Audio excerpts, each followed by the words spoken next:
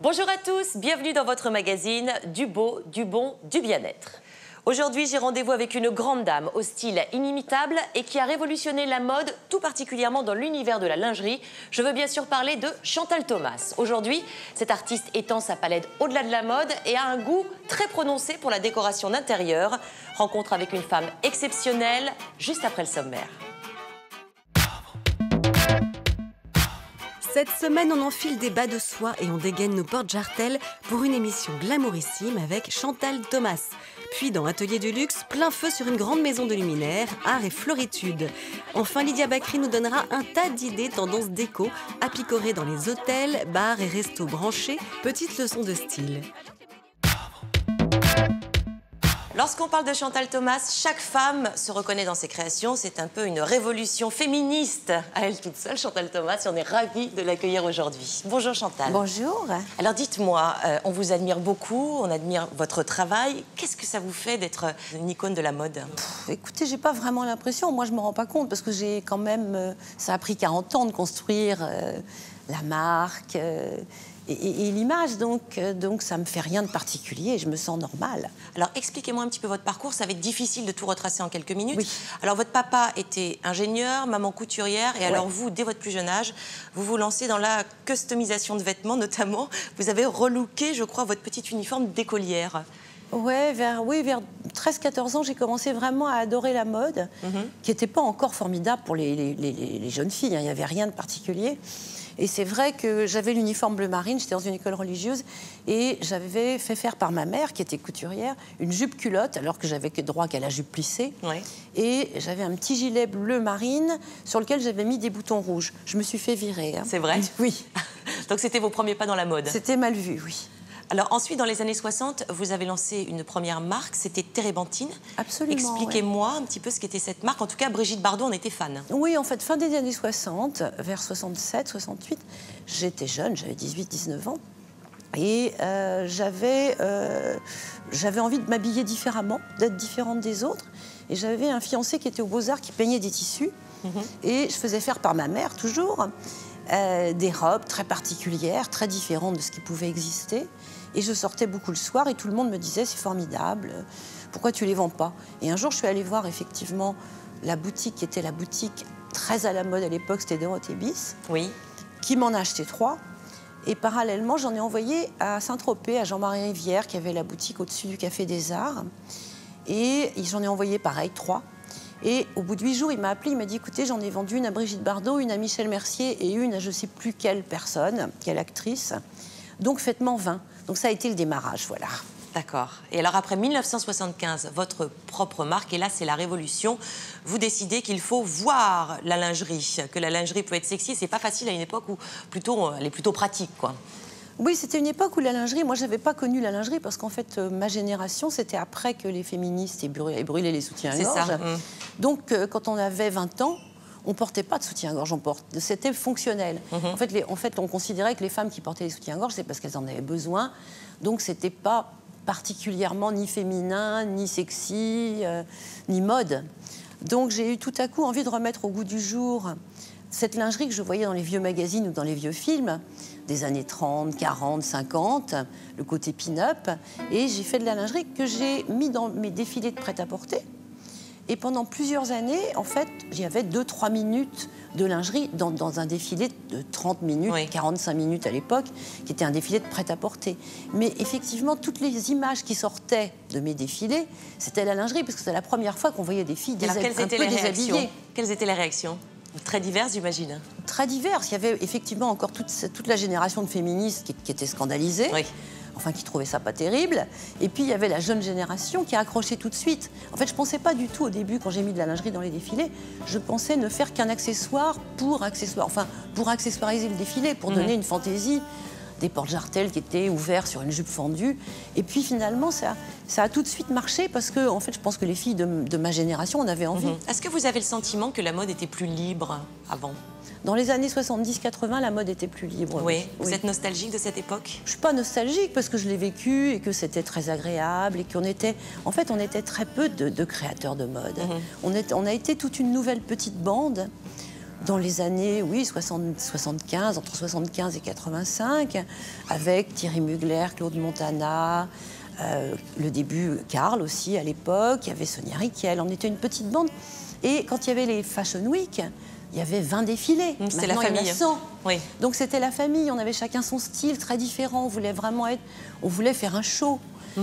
On avait moins ce problème commercial qu'on peut avoir maintenant. Il n'y avait pas les groupes, il n'y avait pas le marketing. Donc on a eu le temps de se construire une image, en fait. C'était assez agréable.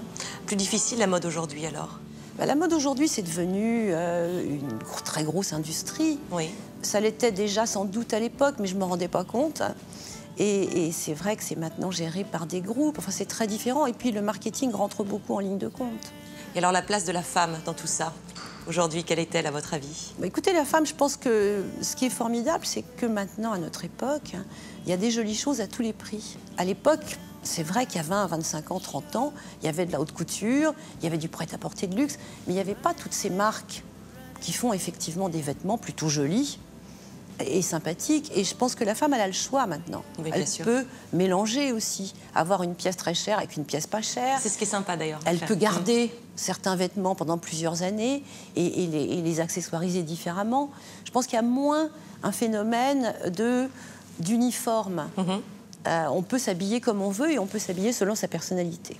Alors Chantal Thomas, bien sûr, c'est de la lingerie que vous créez, mais pas seulement, vous vous êtes diversifiée, vous êtes très très curieuse dans le parfum, le maquillage et la décoration. Je vous propose tout de suite un petit portrait des multiples activités de Chantal Thomas.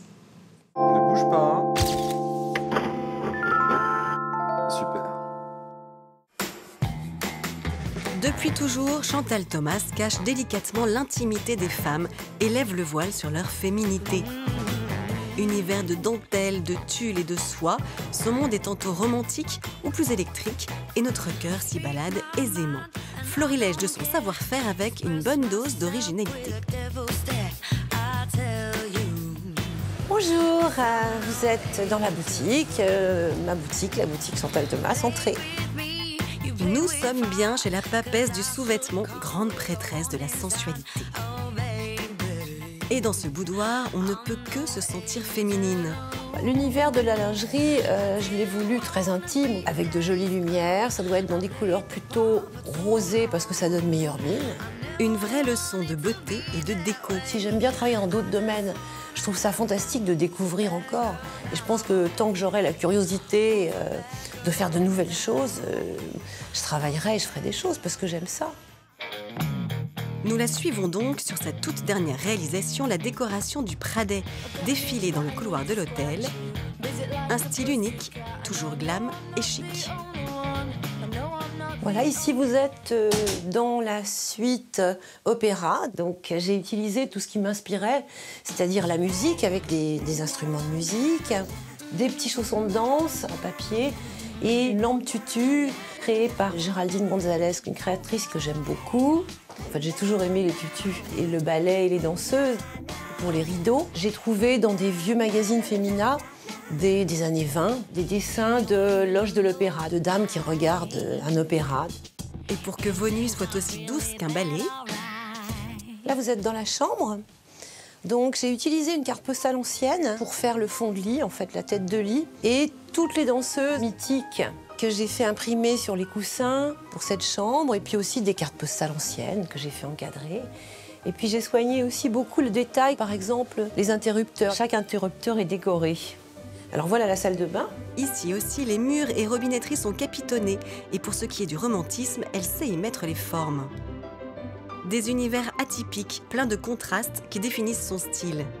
Chantal Thomas a un talent multifacette, et notamment celui de décoration intérieure, puisqu'elle a refait plusieurs fois sa maison, elle refait sa boutique régulièrement. Je ne pense pas qu'on puisse retrouver dans sa démarche une copie ou une façon de faire qu'elle aurait vue ailleurs.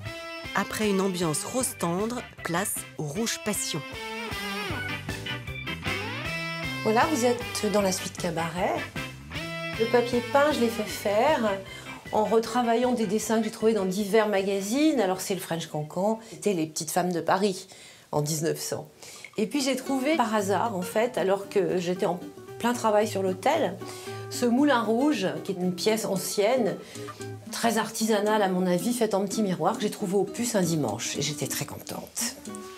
J'ai chiné pas mal de dessins, de tableaux.